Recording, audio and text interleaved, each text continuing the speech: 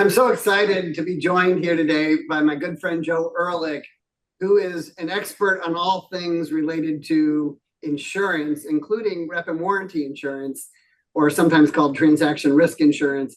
And I wanted to ask Joe to join me really just to share some thoughts about key issues that come up in connection with rep and warranty insurance. And the first thing, Joe, I wanted to see if you might touch on is pricing. Like, what does it cost to get insurance for an M&A deal?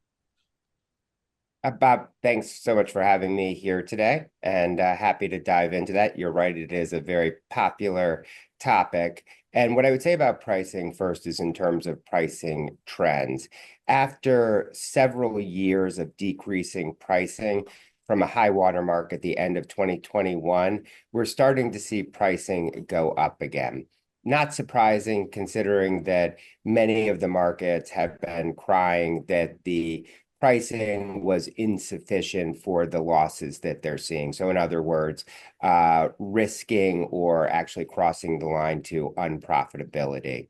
To put it in terms of numbers, and we often talk about this as rate on line in terms of the premium. There are other costs associated with these policies, but in terms of the rate on line, at the end of 2021, we were seeing a rate on line of around 5%. That translates to $50,000 per million for a reasonably large policy.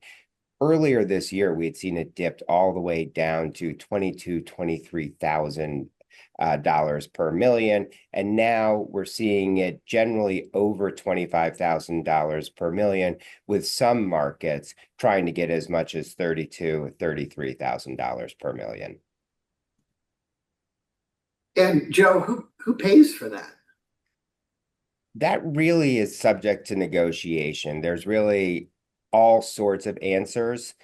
We've seen incredibly diverse paradigms for doing that. I would say probably in the last couple of years, the most frequent has been that the buyer absorbs that cost, but it can be split. It can be a situation where the seller says, I will pay for X amount of insurance, and any more insurance that you want than that will be your responsibility, which is one of the great features of this product.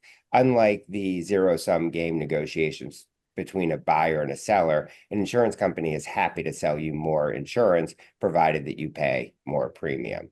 Not the same with the seller, who doesn't want to put up any more of their capital to satisfy indemnification claims. That's great. Thanks so much, Joe. Really appreciate it. Thank you.